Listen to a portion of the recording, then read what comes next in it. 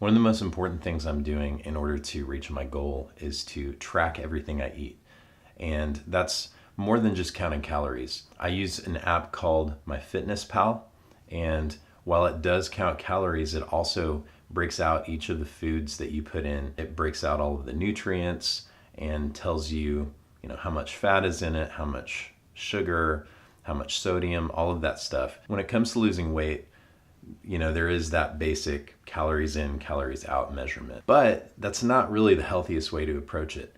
I like to know where I sit compared to my calorie limit, but what's more important to me is the kind of food that I'm eating, the kind of nutrients I'm putting into my body. I can eat junk food and eat fewer calories than I'm spending, but I'm not making myself any healthier by doing that. So it's really important to me to know what's going into my body. And so I'm counting everything. That means even if I have a cheat day and I have, junk food, I have to count that, and I get to see all the bad stuff I'm putting into my body. I feel like tracking what I'm eating is actually something that I can make a sustainable practice that I do every single day.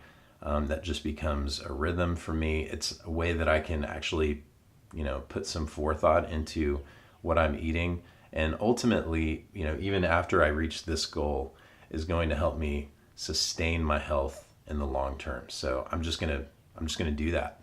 I'm gonna count everything every day. Hey buddy, it's time for us to go.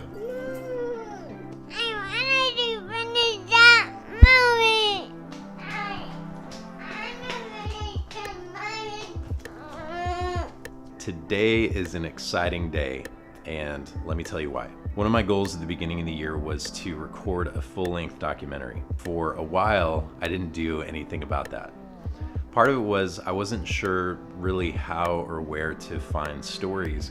And then I had this idea to get a newspaper subscription because there are stories in there all the time. And that's what a newspaper is. I got the newspaper this past Saturday. There's this really cool story in there, and I thought, man, it would be so cool if this was a documentary. And so I did some research, just to make sure that there wasn't already something out there like that. And then I reached out to this person. I just sent them a Facebook message, and they got back with me.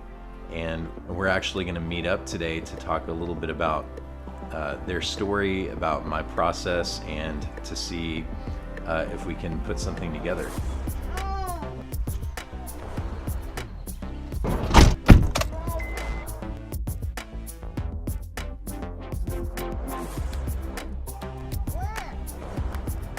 You see working trucks?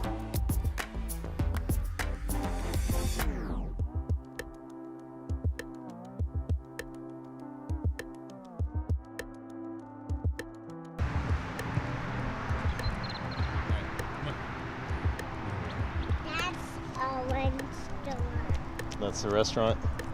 Yeah. Got here a little bit early, so we're waiting for them to open. Do you see yourself? I see me.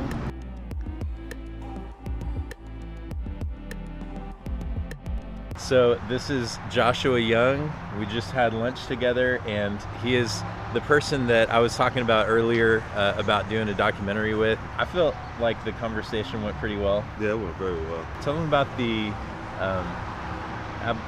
Poetic abolitionist. Poetic abolitionist. Yeah. So I coined myself as a poetic abolitionist. I looked up that phrase in Google, and I couldn't find anything. So I created my own definition for it. And it says it's one who seeks to abolish mental, spiritual, physical, or emotional slavery through the gift of creative communication. So one of my giftings is I write a lot of poetry, and I write it towards the soul to try and free people from their own inner prisons, because I understand what it's been like. I've been in my own inner prison, so it's to help set the soul free. So that's what a poetic abolitionist is.